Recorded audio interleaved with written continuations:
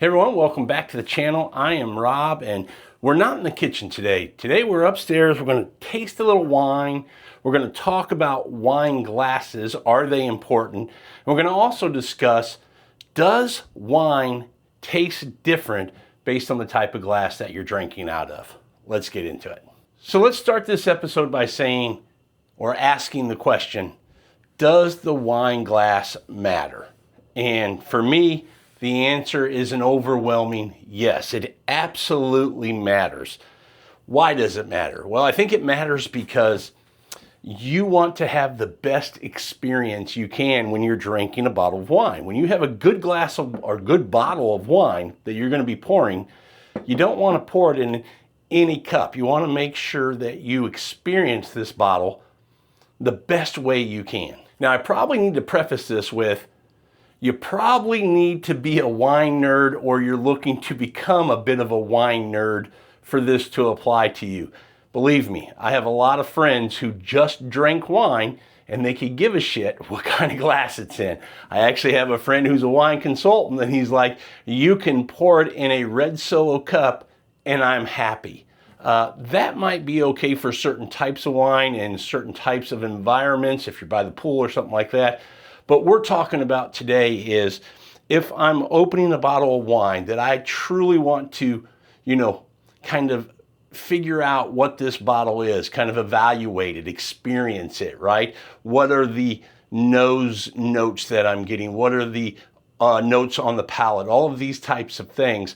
Then the wine glass becomes very, very important. And I hear a lot of times, the questions asked, how many wine glasses do I need? Do I need one for every type of red and multiple types of whites? I would say the answer is absolutely not. No, you don't.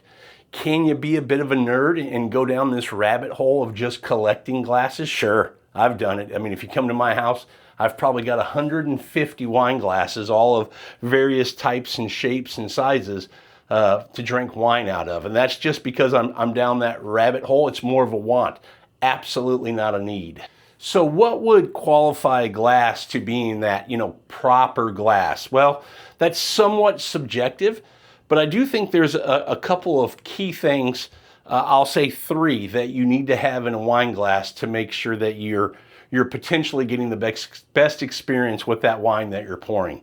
One is having a stem. We want to make sure that we don't touch the bowl of the glass. We want to make sure we have that stem so that we're not putting fingerprints on the bowl. We're not also warming up the bowl with our heat from our hand that then will affect the wine. So having a stem, very, very important. Second thing, and I'm just going to touch on these 3. You could have a whole bunch more, but these are the 3, in my opinion, the most important. Second thing would be a bowl that's wider at the base than it is at the top. So we want the bowl to be wider and then taper up. And you can see that all of these glasses do that. We have a wider bowl that tapers to the top. This would probably be the one that does it the least, but we still do have wider here in the middle that tapers up. Same with this last one over here, okay? That's the second thing. The third thing for me, and this might not be something that applies to everybody, but it's very important to me, and it's that thinner rim. We do not want to have a big old thick, think about it like a pint for beer. They make wine glasses with that thick a rim. You don't want that. Believe me, if you taste wine out of a glass that has that thick rim and then get the opportunity to taste one with a thinner rim, you're going to find out very quickly that the thinned rim makes a huge difference. It sounds like, come on, man, it ain't that important. It really is. It changes the experience. Look at me. I'm swirling. I don't even have shit in this glass yet, but habits are hard to break. But that thin rim makes a big difference in tasting and enjoying that wine. So those are the 3 things: stem, bowl that tapers up, and a thin rim. I think if you have those 3 components in your glass, you have quality glass. Notice I'm not talking about any brand or anything here. Although they do make some nice glasses, do I think you have to spend a lot of money to get a nice wine glass? No, I'll be perfectly honest with you. I've seen some very good glasses at a place like Home Goods where you could get a set of 4 for 20 bucks, that are nice quality glasses that would meet the criteria I've just gave you. So you can find good stemware where you don't have to spend a lot of money. So I'll touch on one more thing on glasses before we move on. That is, how many do I need? Do I need certain types for certain types of wine? The answer is both yes and no. Yes for red, white, and maybe a third glass for champagne if you want to go there. It's not necessary. You could get away with 2. So a red wine glass, a white wine glass would be the 2 glasses that I think you absolutely have to have. Now you might be going, well, what about those bubbles? If you don't have that bubbles glass, what are you doing? The white wine glass would work just fine. But there are some really good champagne glasses that I think are good to have, and maybe in the future we'll do a bubbles episode, and I'll highlight some of those glasses that I have. And just so you know, the flute isn't going to be listed, just so you know. So red and white. One exception might be a glass like this. There's something to having a Burgundy or a Sangiovese sometimes, Nerello Mescalese, this kind of lighter red, this kind of more delicate with finesse in a bigger bowl, really, lets that wine aerate a little bit more, gives you some really good nose notes that you're able to enjoy. So that might be the exception. Could you get away with it in a glass like this? Sure. Could you get away with it? You could.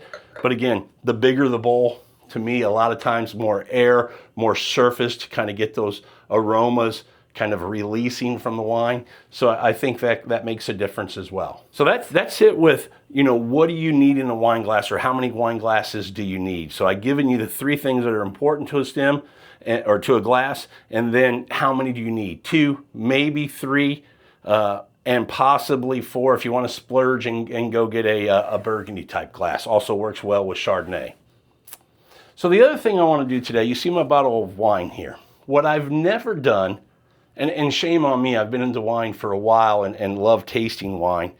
And I've heard a lot of people make this reference or make this point that the type of glass that you drink a wine out of can make a difference in how you enjoy that wine. Not whether it's a quality glass. These are all quality glasses. And by the way, let me just go through what we have here.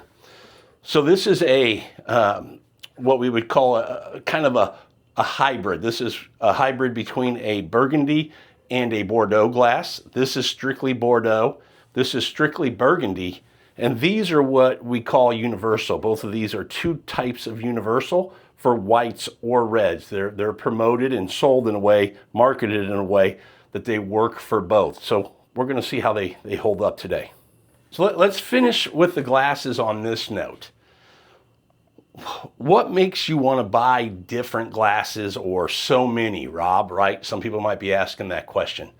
Well, it comes back to that experience. Does it help with the experience of drinking the wine? Yes, probably. We're going to find out more today here in just a second with this taste test. But more, it's about how do I feel when I'm holding that glass with that wine in that glass. And again, this is something where you may have to be a bit of a nerd to kind of get this and get where I'm coming from. If you're not into wine, where you're exploring the world of wine and trying to see what's out there, this may not matter to you. But if you're exploring the world of wine and you're excited to go all over the globe finding what you really enjoy, glassware is going to matter. And knowing the type of glass that you're using, how you feel when you're holding that glass, when you're swirling the wine, when you're tasting from it.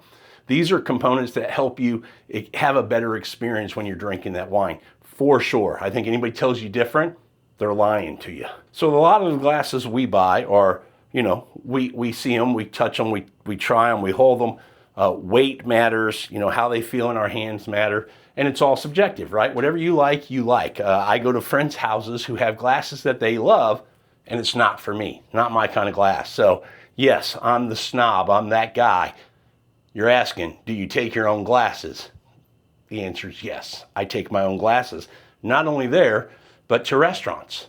A lot of times at BYOB places, my wife will tell you I take my own bottles, but I also take my own stemware, because a lot of times they'll have glassware, but it's nothing that, you know, when I'm taking a nice wine from the cellar to a restaurant, I want to make sure I have the right glassware to enjoy that. So there were times in the past where I got burnt. I'd just take the bottle and not the glass, and we didn't get that full experience of a really good wine that we wanted to. So I've learned my lesson.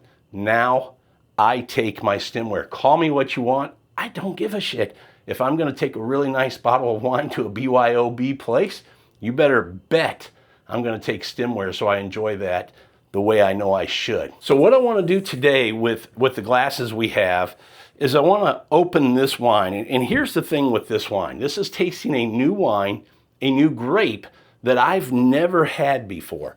This is Mencía is the grape.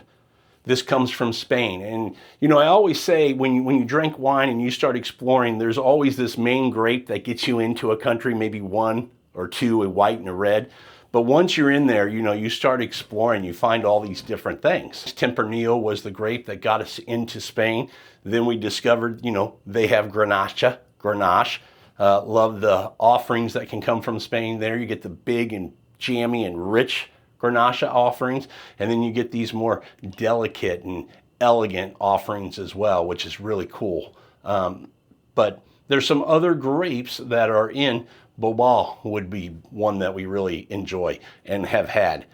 But this is another grape that we've heard about that we've never tried before. So I thought this would be the perfect wine because I've never had it. And I don't have this kind of reference of what it should be. I can just pour it into these glasses and see which glass do I think I enjoy drinking from it the most.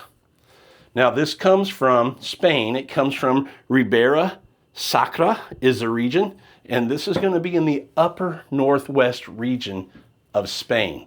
It comes from this region, and also I think it's pronounced Bazirio, are the two main regions for Mencía, this grape. So let's open a bottle of wine, let's pour some, and let's see what we think. We're going to look at this both on the nose, and then we're also going to give it a little sippy sip and see if there's a difference or a preference to glass for drinking this wine. Now, again, going back over the glasses, kind of a hybrid of Bordeaux, Burgundy. This is Bordeaux, Burgundy, and these are both what they call universal glasses. So should work for white or wine, and any varietal is what they kind of market them as.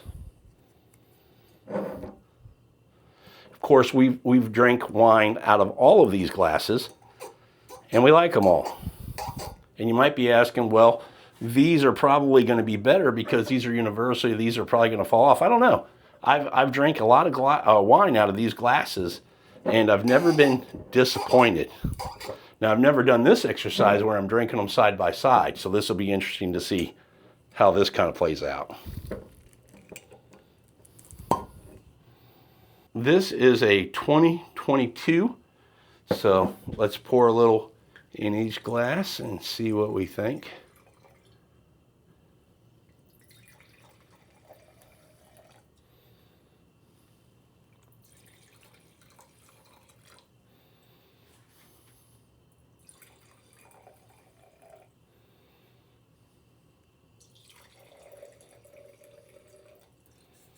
Okay, I got to tell you this. Like I said, first time having this wine, this grape, just pouring it, I'm already getting this red fruit, this just punch of flavors that are coming up to my nose. And I'm going, okay, this has, you know, when you think about intensity on the nose, where you can really, some wines you have to put your nose in and kind of find what you're looking for. This one is just, boom, it's right there in your nose. So that's a good start. I'm excited to jump in on this. So let's go through first. Let's nose these, see if there's any different characteristics on the wine that I'm getting.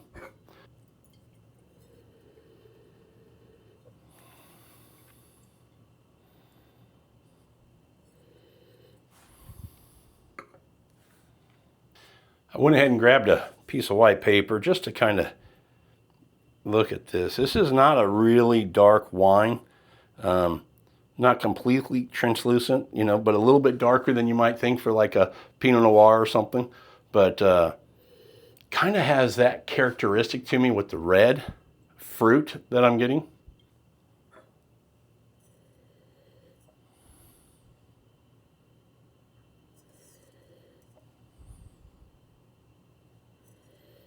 Okay, I got to tell you, right off the bat, what I get on this nose compared to this nose, tons right here. Absolutely nothing right here. This is interesting. Okay. If I dig down in there, I'm getting some subtle notes of what I'm getting here with some punch. But yeah, that's a little bit disappointing if I'm honest. I'm going to assume, because I think this is in that kind of style that you would think about with a lighter, more finesse red, it should have a nice nose in this Burgundy glass. Well, it's better than this. It's not as good as this one.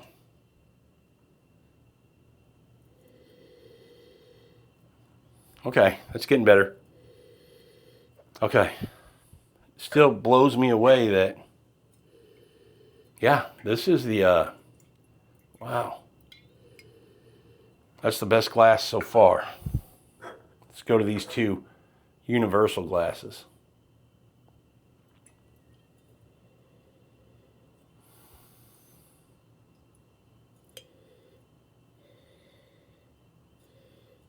Nice nose here. Really is a nice nose. Very similar to this first glass.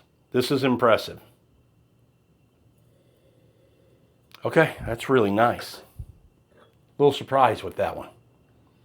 Shouldn't be. It's just me prejudging, right? I shouldn't prejudge like that.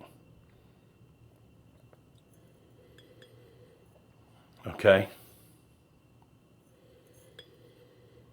This is not bad, but not nearly as good as this universal glass. I'm going to give myself just a second, kind of let my nose kind of take a break, reset, and go through them all again after it's been open. You saw that I just poured it. So to be fair to the glasses, I do want to get that initial nose after we've poured it, and then let it kind of have some time in the glass, open up and see if we see a difference, because sometimes you can. Now I will say, at my house, if you want to know the truth, this is the glass we drink from the most when we're drinking red. There's also a glass that I did not bring up that's made by this same producer in Italy that is made for white wines. So similar shape, but made for white wines. And maybe we'll do another video on same kind of exercise with white wine glasses, see if there's a difference with these two universals still in there. So we drink from this glass a ton. This is kind of our go-to glass here at the house. To be honest with you, this is a glass from Quintessa when we were there in Napa. I don't use a lot of these Bordeaux type glasses like this. I kind of am not disappointed that I don't, because this one so far has been the most muted nose for me. Burgundy, we use this a lot if we're drinking some Nebbiolo or some Sangiovese sometimes, or obviously Pinot Noir. A thinner, more delicate Grenache would go in this glass, so something like that. And then the universals, sometimes it's just for fun. Usually we'll use these two for white wines a lot. This one a lot for white wines. We do like it. We just like the feel and the way it drinks out of it. But yeah, so that's kind of how we drink or use these glasses in our house. Picking my favorite nose out of these glasses is going to be one here with the hybrid Bordeaux and Burgundy glass, then the Burgundy glass, then the first universal, second universal, and the Bordeaux specific glass from Riedel, however you say it, would bring up the rear. So sorry, Riedel. Let's go and take a taste, see what we think. For tasting, I think I'm going to go the opposite way and see if anything changes as I go from these universals up to what one on the nose. So I'm going to start here at the end. Well, yeah, let's do that, just to keep it in order.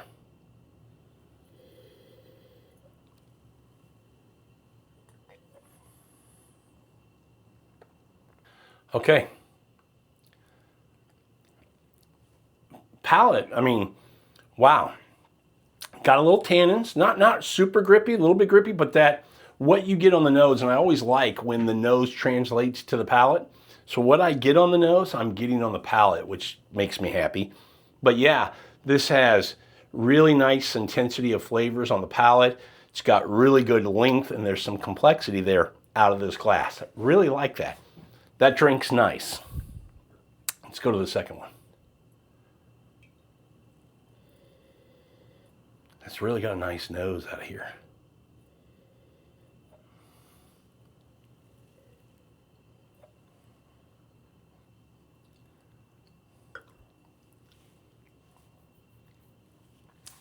Okay, very similar, but honestly, I would say just a little more finesse coming out of this glass on the palate, where this one was a little more punch on it. That's interesting. Never done this exercise. Kind of fun, kind of cool to be doing this, because I've never had a glass of wine where I went through and just kind of checked it based on glass, which one I like the best. So this is kind of fun to do. Let's go to Burgundy. Yeah, that nose is that's really nice.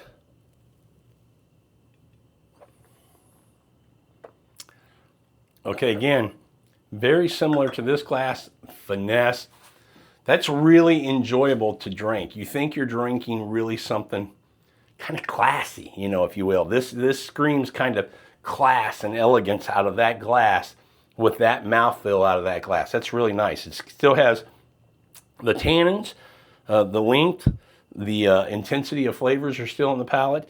It just seems to be kind of where it was held back a little bit. It wasn't as kind of raw and powerful. It was a little bit more restrained, where you had some finesse to it out of this glass, which I actually really liked. I like wines that aren't huge and big and powerful. I like wines that have some more elegance and sophistication to them, that kind of make you feel soft and you know, classy when you're drinking these wines. Not that I'm soft and classy, I ain't, but that's what I like out of wines. That's where I'm at in my journey.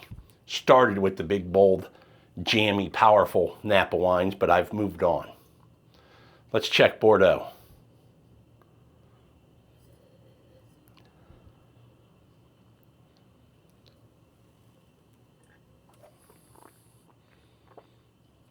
Okay.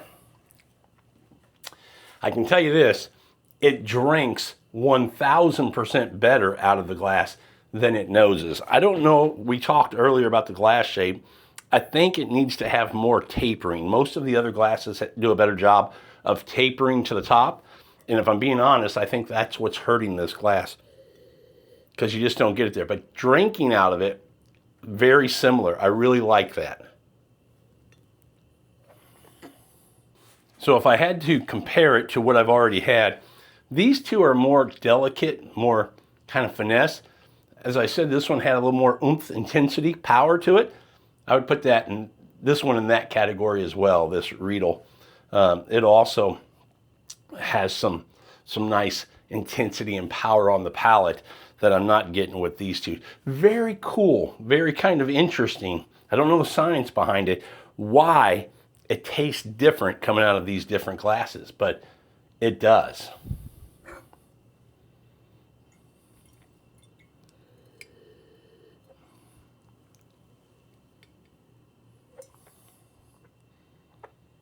Let me say this, if you haven't already, please like this video, hit that notification bell. We'll let you know when we put out more videos. And smash that subscribe button. Really appreciate that. Trying to get 1,000 subscribers before the end of the year. We're at the end of September. I've got a few more months. If you could smash it, really helps me out. I really appreciate it. All right, let's get back to drinking. So here's my closing, what I would say. You know, I think the question would be, when you buy glasses, are you trying to find the perfect glass? I think you could go crazy trying to always open a bottle of wine and make sure you're drinking that bottle of wine out of the perfect glass. So I don't think that's necessary. So when I see producers who say, hey, this is our Shiraz glass, this is our Bordeaux glass, this is our Zinfandel glass, honestly, I think that's a bunch of bullshit. That's just my opinion. I think you need big red and then finesse red, you know, so a Bordeaux and a Burgundy glass, if you will. And then a white wine and champagne. I think that's all you need. So when you get into an exercise or an experiment like this, I think we're just, you know, we're just having a little fun to see if the wine's different. Do I think that if you poured this for me, other than this one, because the nose is so disappointing, on the palate, I'd be fine. You know, I'd get past the nose and then I'd go, okay, that's a really good wine. But for overall experience, being able to enjoy the wine on the nose, it translates to the palate. All of these are great. None of them, a little slightly subtle differences that, you know, comparing, you see a little bit of difference. But if somebody just gave me a glass at their house and poured this wine, I'm going to be thrilled. I'm going to be excited. I'm going to be very happy because all of these do a great job in letting me experience and taste and enjoy this wine. So I don't think you have to overthink it. That's kind of why I never have in the past. Like I said, I've never really done this exercise. It's been kind of fun to do. I would have really, you know, thought I was an idiot if there were, you know, some huge difference out of one of these glasses, but there's not. Like I said, I don't think you can go wrong. So again, I think just having a wine glass that you can have the stem, have the bowl that tapers, and a nice rim around the top for the right red or wine style of wine that you're tasting, I think you're good to go. Well, if you're in a wine journey, you're trying to, you know, keep exploring and drinking new bottles, and part of that journey for you is, you know, what glasses do I need to buy? I hope this helped you out a little bit. You don't need a lot. I think it's more of a want than a need. You know, I'm a nerd about glasses. I like to keep buying and enjoying them, and it comes down to how it makes you feel. As long as it has those three components that I spoke of, then how do you feel holding it? How do you feel drinking wine out of it? If it makes your experience and makes you feel a little better, that's a good glass for you. That's kind of how I do it. All right, everyone. Thanks for watching this episode of Bottles and Bites Without Borders. And hey, keep exploring the world, one bottle and one bite at a time. We'll see you guys on the next one.